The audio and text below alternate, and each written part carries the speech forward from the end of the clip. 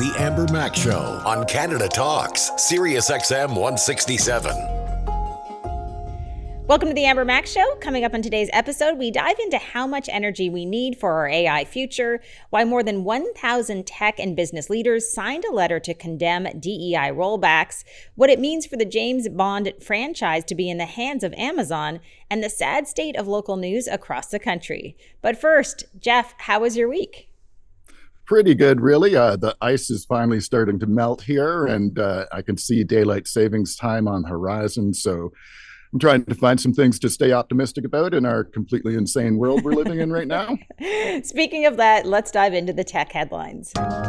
Newsfeed. So last week, Meta had to apologize after, as reported by The Guardian, Instagram users were subject to a flood of violence, gore, animal abuse, and dead bodies on their Reels feeds, including people being beaten and killed. So what do you think Meta's response was to that? We have fixed an error that caused some users to see content on their Instagram Reels feed that should not have been recommended. We apologize for the mistake. That's not exactly an impressive level of accountability in my mind. Absolutely. I was reading this article as well, and it's just really horrifying as much AI as we have right now. And of course, seemingly as many filters as they probably have internally, some of this stuff was able to slip through. I think it just shows us once again that, Meta has an enormous amount of problems, Jeff. And really speaking of that, I don't know if you saw the John Oliver segment that he did on Last Week Tonight, because he dedicated a lot of time to talking about the company's lax content moderation policies. And then he actually went as far as to actually give people advice in terms of how they could go to both Facebook and Instagram, adjust their settings so that Meta can no longer profit off their personal data. So pretty cool to see. I mean, that is definitely sounds like some very useful advice. We're all going to have to start doing more of that stuff and taking it more seriously. It's amazing what a drag there is on that. But and there are other negative impacts from companies like Meta, Google, and others as we push forward into the AI age, namely the insane amount of energy AI consumes. So I just read on utilitydive.com that AI now accounts for almost 4% of US electricity use, and that it's projected to nearly triple to 11% of all US electricity use in the next 5 years. It's kind of staggering. And I have to say, Jeff, that this is the number one question that I get asked at keynotes all the time. People ask me about energy use. They're really worried about using AI, especially knowing that, one prompt can consume an enormous amount of energy. Do you think people will actually adjust their habits because of this? I mean, I think it's a lot more likely we'll adjust how we get our energy. So you see the move towards nuclear power that the big tech companies are embracing. Frankly, I have no problem with that. Switzerland's had nuclear power for decades and decades and decades. And I believe the amount of spent fuel that people always are worried about is less than would all fit inside a gymnasium in your average school. So I think probably the most likely correction is you can't change how people behave. You just change everything else around them. So I could see nuclear being adopted as a response to this, frankly. Just a reminder for people that last week we had climate advisor and analyst Nat Bullard on the show, and he spoke about this very issue in terms of monitoring how much energy AI is using. In fact, if you listen to the previous episode, we talked to him about the 200 slides he had prepared for the state of decarbonization in 2025, and he mentioned that this is an area that he's going to keep an eye on in the future. So looking forward to reading more on that. We're going to stick with this AI theme because Amazon just launched Amazon Alexa Plus. So this is a new version. Original naming, eh? I know, right? It's a new version of its virtual assistant with improved conversational AI. There are a bunch of new features. Did you have a chance to look into some of them? Anything that kind of stands out? Yeah, I looked. It seems like it, because it's actually tied into your Amazon account and all that sort of stuff, it seems like it can sort of go to the next step from a bunch of the AI assistants now, in that it can order things for you. I believe I read a scenario where the AI, you could tell it to make an appointment to have your car looked at, and it could go and book that appointment and all this sort of stuff. So it does seem like it's getting to the next level and not what we normally think of as the AI assistant. So that's kind of cool to see that evolve. I'm not sure if I want my AI to be able to go and buy things for me, but we'll see about that. Hey, as long as you're nice to your AI assistant, if you remember in my newsletter this week, I had that article that said that if you were nice to your AI assistant or even chatbots, that they actually had improved results. I think it was improved by about 30% in terms of just being kind. So, Jeff, we cannot let the robot overlords take over just yet. Just one quick thing I wanted to mention on this, because there are a couple of new features in Alexa Plus that are designed specifically for kids. I've gone to a bunch of Amazon events, and they actually do design a lot of their products around the entire family using them. Those features are things to help young people learn more about topics like science and space exploration, and even a generative AI feature that can create and tell stories to kids. So they kind of do put family kind of front and center in some of the stuff that they do. Yeah, that seems really interesting, and I'll be curious to see how that evolves. And in fact, I'm going to talk about another Amazon headline in the other Mac segment. But before we do that and get on to our final news story, I wanted to share one of the craziest science medicine stories that I've heard in a long time, which is about a surgeon in Vancouver who's using a woman's tooth to help restore her vision. Okay. So I purposely did not read this article, which I never do. I always read articles when we're going to talk about them. But I thought to myself, I want Jeff to explain this to me, because this is the most bizarre headline that I have ever seen in terms of an example of a procedure. I don't even understand how using a woman's tooth could help restore her vision. So you're going to have to break this down for us. The crazy thing is this fairly rare procedure is about 50 years old. I think it started in Italy, and it works with patients who have gotten damage to the front of their eye, but the back of their eye still functions properly. So what they do is they remove one of your teeth, they drill a hole through the middle of that tooth, and they glue a plastic lens inside. Then they sew that tooth with the plastic lens inside the patient's cheek, where it stays for several months until a layer of tissue grows around it.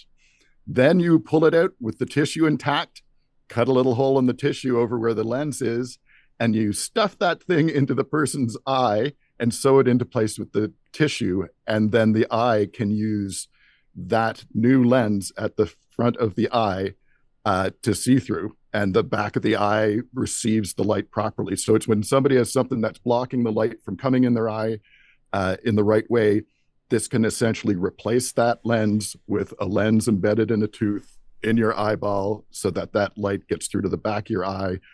And the results, I think they were saying over 50% of people who have had the procedure get their vision back good enough so that they can like drive a car and stuff like that. So it's really incredible and so bizarre. So I just wanted to bring it on because since I figured people would be kind of interested in it. It's pretty wacky. It is wacky. And the first thing I think of when you say this is how many people have had this procedure. And, I think about all of the tech leaders that we have in the world that have so much money, and I can't say they've done anything along the lines of restoring sight. So this is pretty amazing.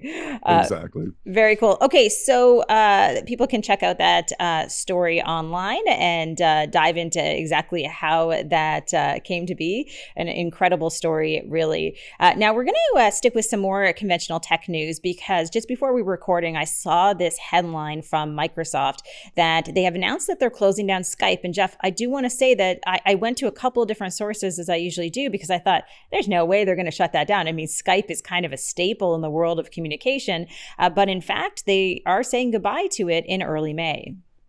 Yeah, and it's been around for something like 23 years or something like that. So boy, oh boy, if you think back to the early 2000s, Skype was like a super high tech thing. I know we would use it in business for calls and to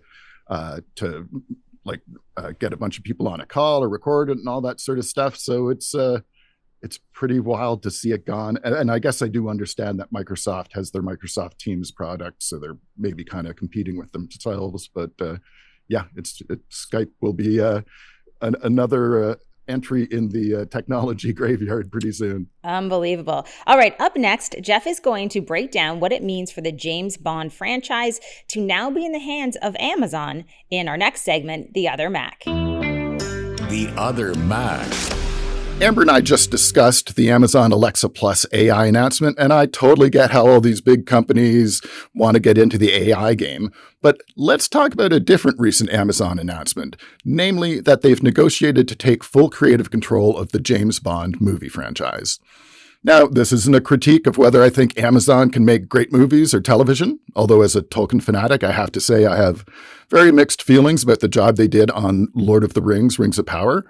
What this is a critique of is the opportunity costs sacrificed in the name of securing content rights and ongoing production of video content for a giant company that really has no roots in the film or TV industry at all.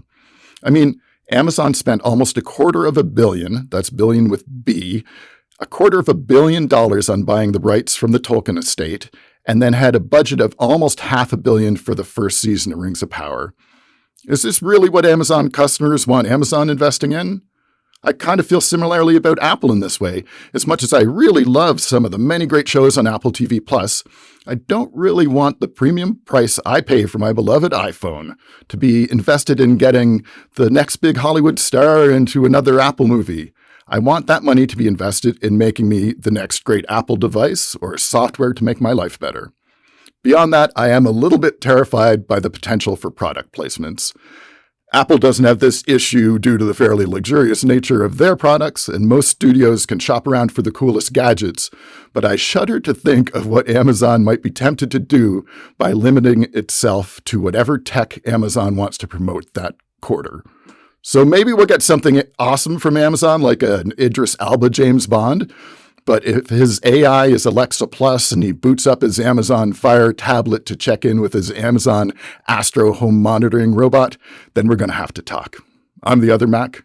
Enjoy. The Amber Mac Show on Canada Talks, Sirius XM 167. A recent open letter calling out tech companies for rolling back DEI is going viral. Amber spoke with the tech leader who helped launch the letter. Here's their conversation. Talking Tech. Welcome to the Amber Mac Show. I am super excited to have Laura Gabor, who is the co-founder of Ecologica and the founder of What in the Tech, on the show. How are you doing?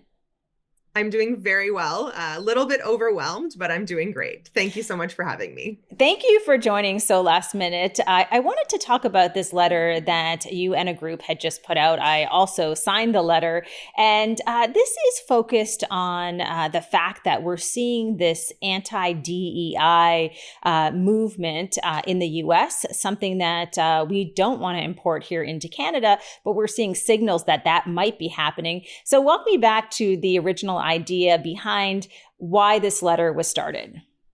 Absolutely. I think there's been a lot of conversation that's happened underground or in like whisper networks, group chats, ones that I'm a part of that have said, how do we combat this? How do we protect marginalized folks? Like, what can we do? And I think I kind of went to a breaking point last week when I saw the Shopify news come out about them laying off their team that ran the Indigenous, Black, and Women initiatives. And it was, I think, about 12 people. Now, based on Shopify's earnings, I assume they probably could have continued ensuring that those folks had jobs, but I can't speak to them and their mind frame. However, I did post the article, a snippet of the article on my LinkedIn, and kind of asked, who are we building Canada for? Who's building Canada? And what do we want that Canada to look like? And the comment section was very overwhelmingly supportive, asking the same questions. People obviously having felt the exact same thing or have been thinking those thoughts. And a lot of the sentiment was around, what can we do? How can we, put our names to something or support something that is against these policies, the continued kind of erasure of marginalized groups and women. And honestly, Avery, who is one of the writers of the letter, she approached me, and Sarah, who's another author, and Jace, we just kind of put our heads together and said, what can we do? So we decided ultimately to write this open letter. And myself, as a founder of a tech company, it was slightly scary to be the publisher because you just don't know what is going to happen, especially when you're fundraising, all that kind of stuff. But I felt like almost a duty as somebody who ran What in the Tech to support the mission that I initially set out to do with that kind of a community initiative. And so we just kind of said, let's do this, spent our weekend working on it, had a lot of support from a lot of amazing folks like you, and went to publish on Monday morning. It is a really well-written letter, and I think it's well-focused as well in terms of the audience that you're going after, people who are well aware that this turn that we're seeing in the tech industry is hugely problematic. The thing that concerned me, and one of the reasons I was so excited to support the letter and sign on, is that we know all the data supports the fact that there is a connection between focusing on diversity and inclusion and the success of a company, especially in tech as you're designing products for people. So the thing I always wonder about when we see this movement, this sort of anti-DEI movement, is what is it based on? Do you have any inclination what the reason is for this sudden turn that we're seeing? That's a great question. And I do think it's a little bit funny that the folks that I think are, let's call it data driven or claim to be very data driven, like to ignore certain data points. There's a lot of folks out there who are also saying that, women aren't being underpaid or aren't this and that. And in the tech industry, I think it's over the last 6 years, the wage gap has grown for women. The data also shows that women run more stable and successful companies in the long run. Generally, there's a lot of data to support that, but we have less than 2% of funding going to women. And so I think, I don't know if data matters when it comes to these things. And I think it's a bit of a friends club of like, okay, we're going to do what we want to do. We're going to do it however we can make the most amount of money and make our shareholders happy, which now might be a shift again, because I think the shareholders are also speaking out.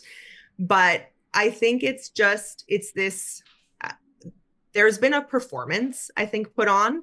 And it's very easy to, host a breakfast or make your logo, the pride flag or things like that. But I think because everything has been so easy to roll back and it's been so quick to do it, it makes me question how genuine these changes were. And not only that, but it almost confirms to me that they were never systemic changes. They were always very superficial. And I think until we reach a point where we get systemic changes, we're going to see a lot of this back and forth.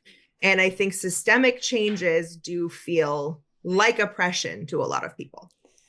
I think you're right, especially on the point that some of these changes didn't necessarily go far enough. I think that's a fair thing to say. And I think when we talk about the fact that really at the heart of this letter and this movement, if I can call it that, is this goal of inclusion and this goal of fairness, because it's not saying that, okay, you should hire people who don't have the qualifications or the experience to come work in positions. It's saying give them equal opportunity. It's a very important distinction that I feel that some people, especially in the tech community, don't really understand, because their argument, oftentimes, if I do see chattering about this online, is that, oh, well, we've gone too far with DEI.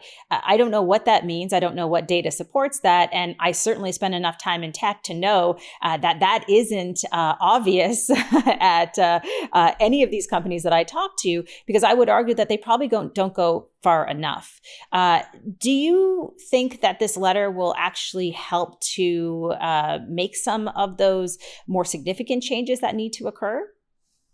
Well, I think the goal of this letter, there was a couple things that we had set out to do. Number one, I think the main sentiment behind it was that a small group of rich and powerful, generally men, do not speak for the entire tech community. And I think that was kind of the number one sentiment that we really wanted to overwhelmingly show. And we have, as of this recording, over 600 signatures on the letter now.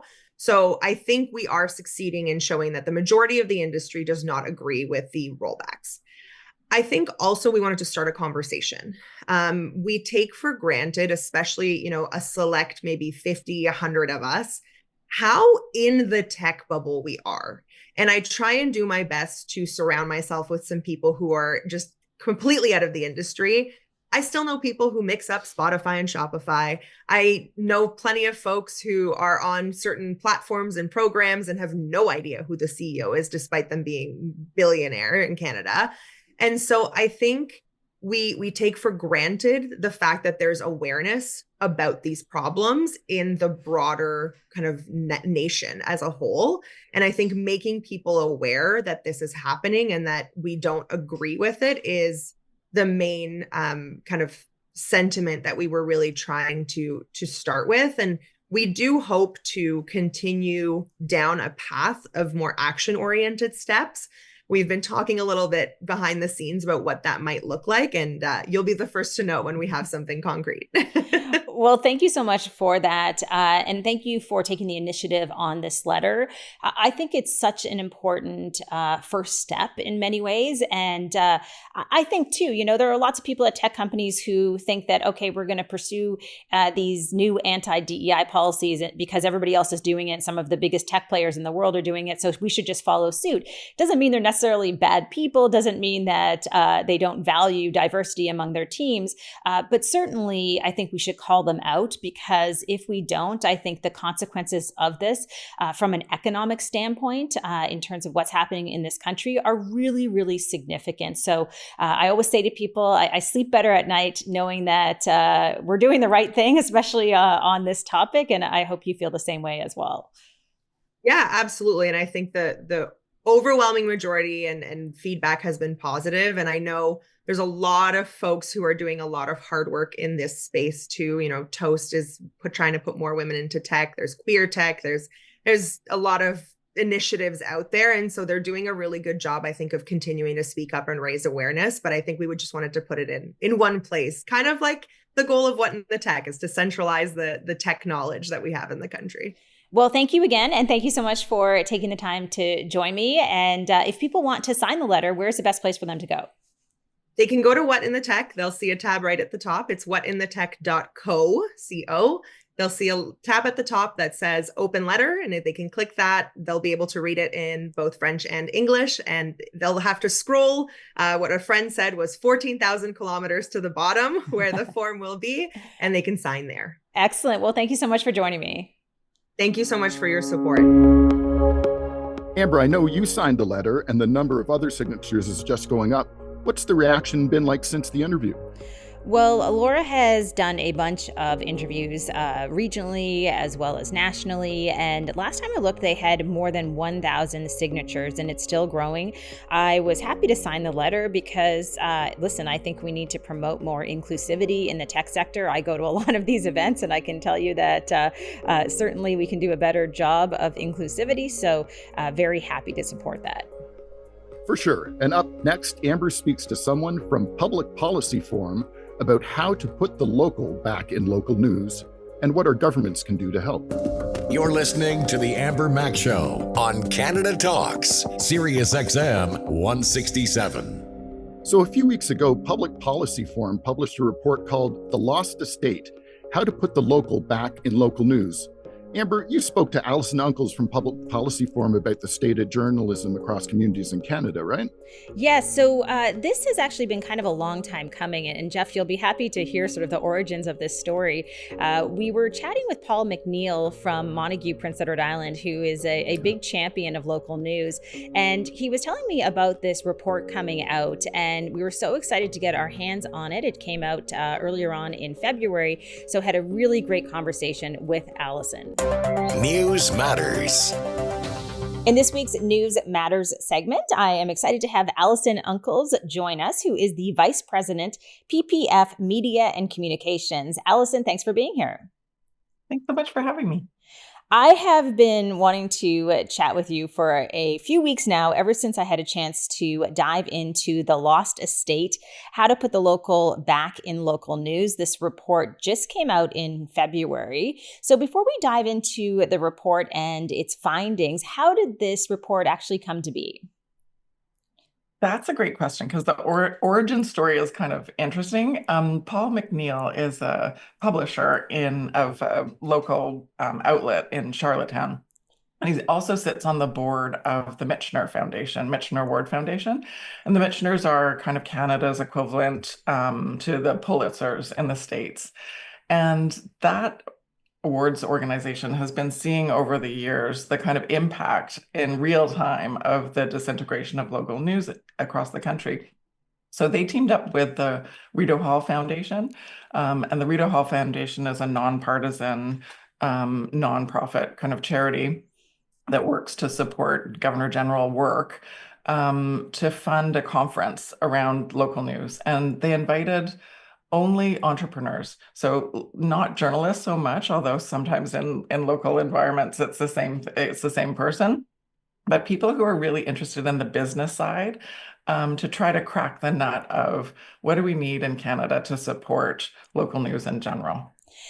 At the beginning of the report, there is a great overview in terms of the state of local news and how people perceive local news. I thought it was interesting that 77% of people surveyed say having a local news source is important to them. Can you talk about the state of local news today in Canada in terms of what's happening in local news?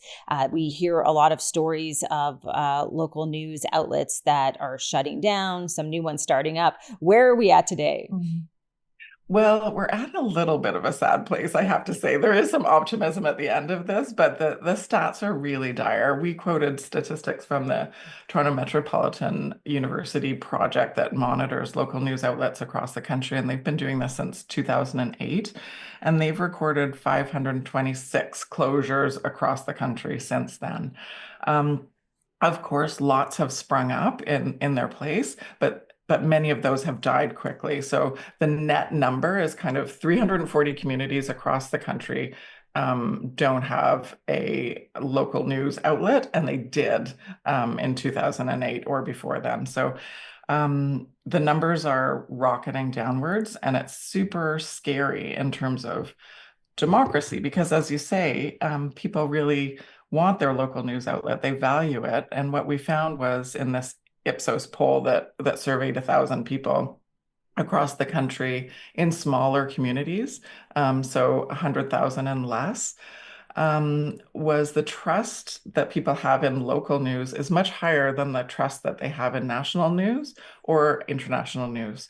These are outlets that they know, they're run by people that they see in the supermarket, and they're not as partisan as as outlets that are more distant from them. So it's really, really important to maintain that ecosystem of trustworthy local news that delivers what people in smaller communities need. It was fascinating to me just to dive into some of these stats, and certainly the mention in terms of within the report when you talk about what happened in 2023 with Meta's decision to ban Canadian news from Facebook and Instagram. That's certainly an area that I'm definitely more savvy about. I was curious, what type of impact did that have on local news, which of course continues today? Well, it's been devastating. We quoted a statistic from the Media Ecosystem Laboratory that said that engagement for local news outlets in Canada has decreased 85% since that ban. And we talked about a case study of the River Valley Sun in New Brunswick, which is a tiny, tiny paper. But the story is really engaging in terms of they can't even, of course, access their archive. It's a super long-running small community newspaper. And the owner lives just across the border from Maine and has to drive across to Maine to access her newspaper's archives online. So engagement has fallen off a cliff. Archives have disappeared. And of course, discoverability. These are small outlets that don't have massive budgets for marketing and advertising. And a lot of times the way you find them is via Facebook. So yeah, the last year and a bit has been really difficult for those places. Yeah, just to echo your comments, it certainly has been devastating. And I think, if we dive into the report even further, there is a little bit of a sliver of some good news. There are some highlights, 5 case studies in particular. I have heard of some of these local news organizations in the past, particularly Cabin Radio, which is in Yellowknife. And Yeah. I was kind of blown away to see, at a time when, of course, there's so much pressure, there's so many outside factors that are impacting local news, they've been able to get up to 1 million online views a month in Yellowknife, a city of around 20,000 people. I would love to hear a little bit more about stories like this and how perhaps they give you a bit of hope about people reimagining what a local news organization looks like in 2025.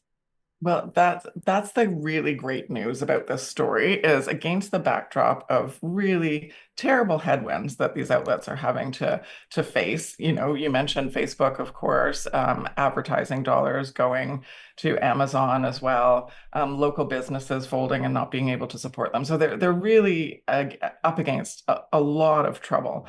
But we've found incredible stories of dedication and determination across the country.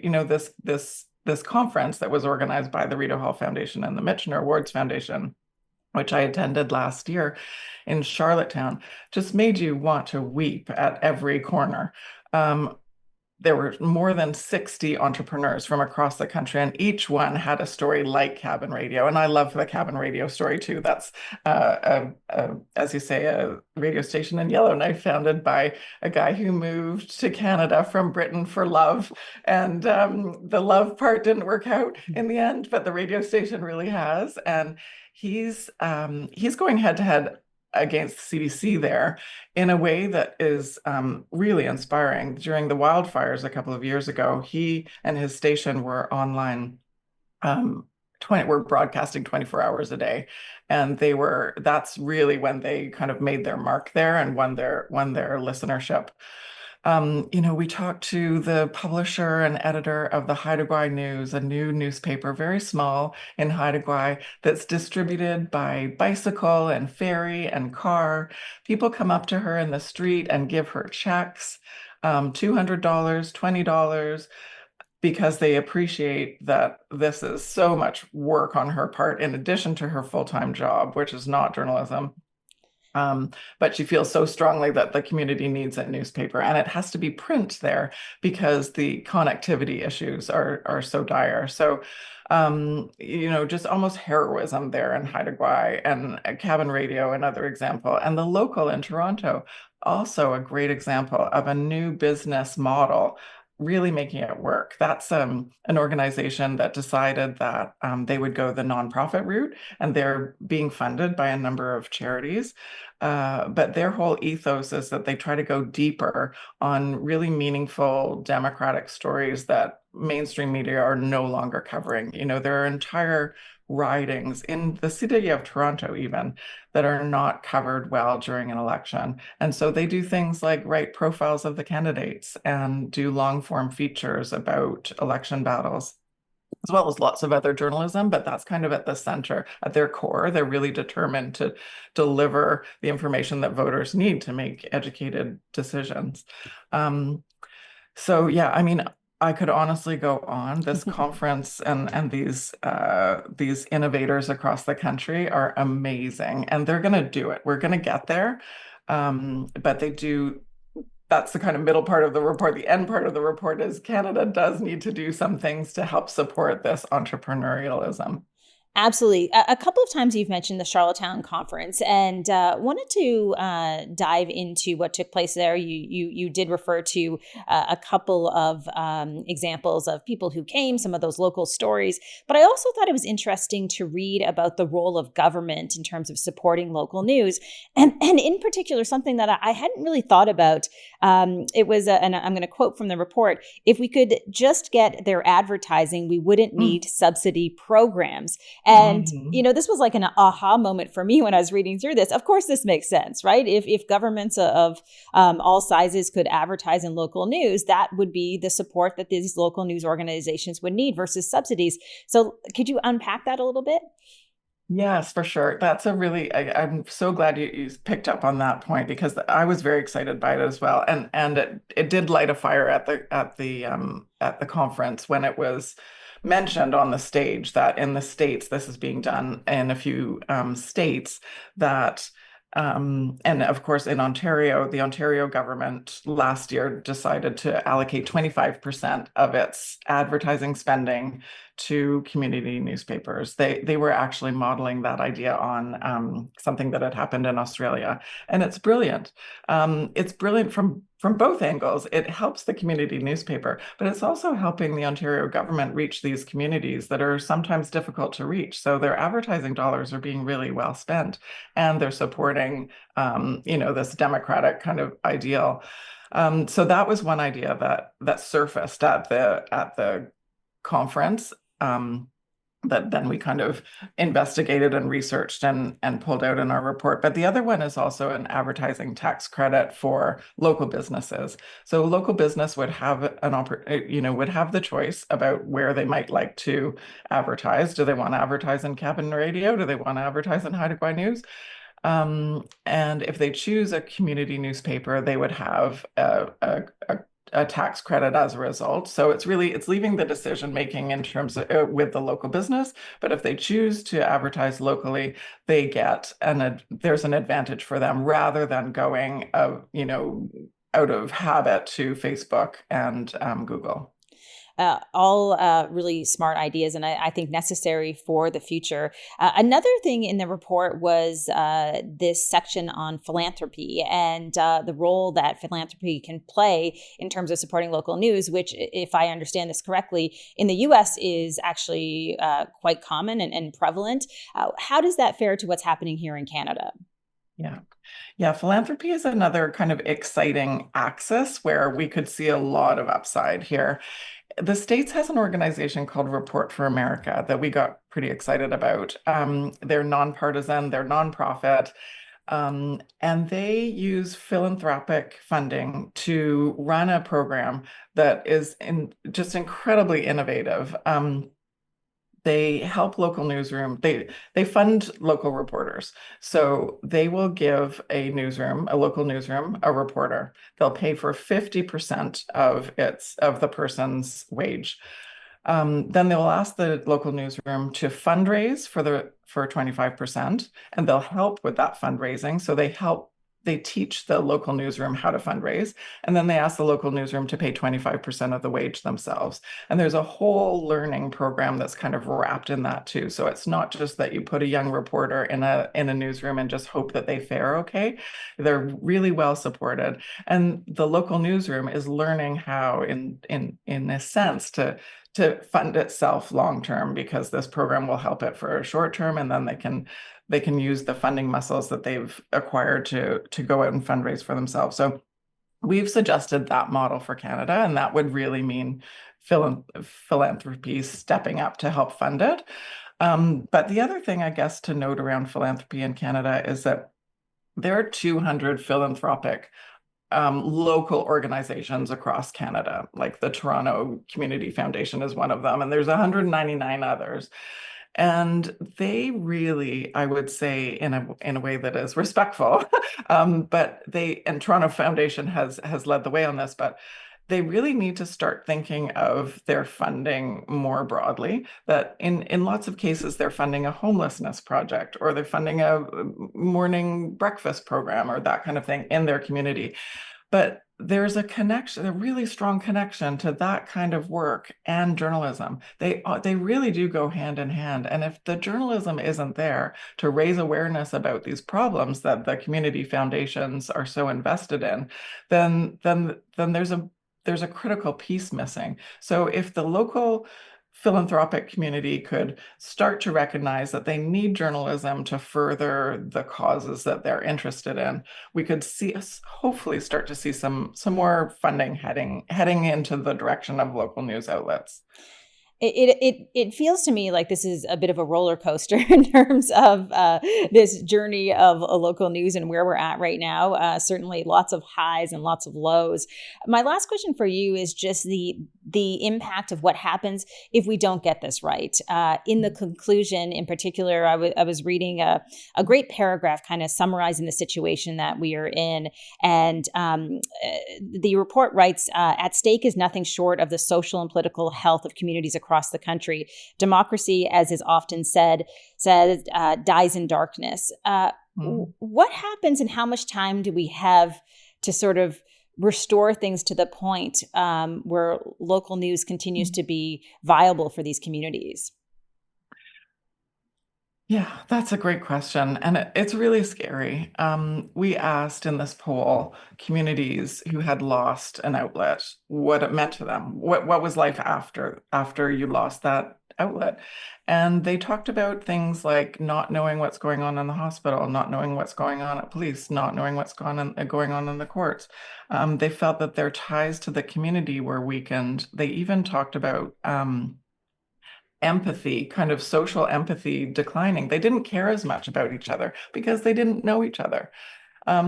So local news is that glue. It performs so many functions. It's the togetherness of the community, but it's also the accountability piece of making sure that the people governing you are behaving correctly and know that there's someone watching.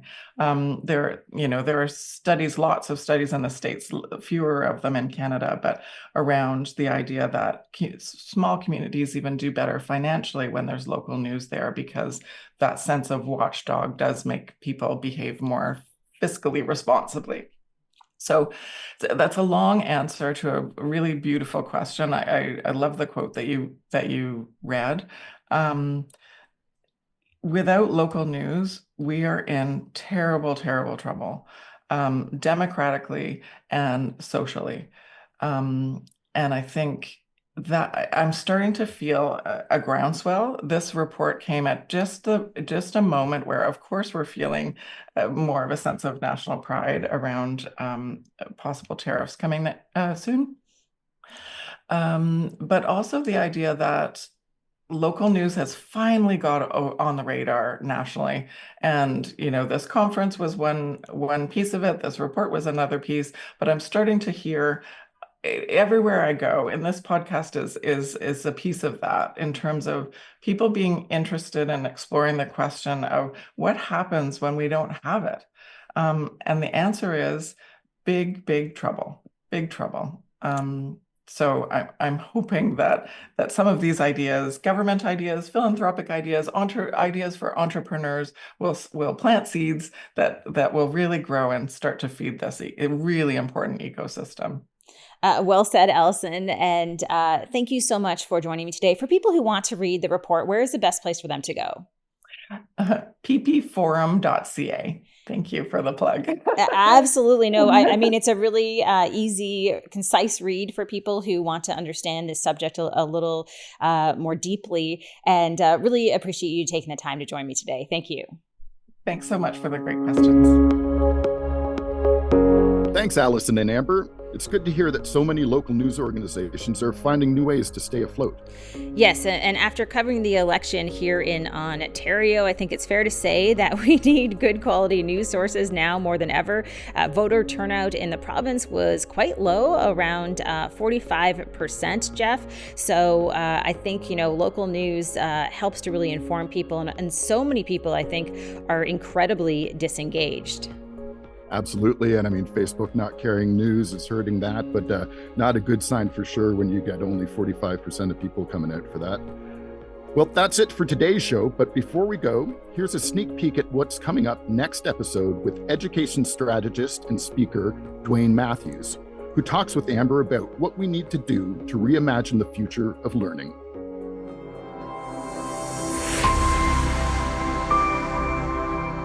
Currently in schools, we spend about 6 hours sitting, and it doesn't leave us physically resilient. And that was because of the limitation of the technology before. The printed book, we had to sit to read. right? But now that we don't necessarily have to sit to do everything, how would we change that mental resilience piece? The next would be future focused. And then the other would really be an entrepreneurial mindset, which is really thinking about what are the opportunities? And last, a really big focus on ethics. One of the non-obvious things about technology is that it provides us with an opportunity to expand our sense of humanity. Looking forward to sharing that interview with Dwayne in the next episode of our show. And thank you so much for joining us today. Please do find us on social media and let us know what you would like to hear on future shows. And for more information, you can visit us online at theambermacshow.com. You're listening to The Amber Mac Show on Canada Talks, Sirius XM 167.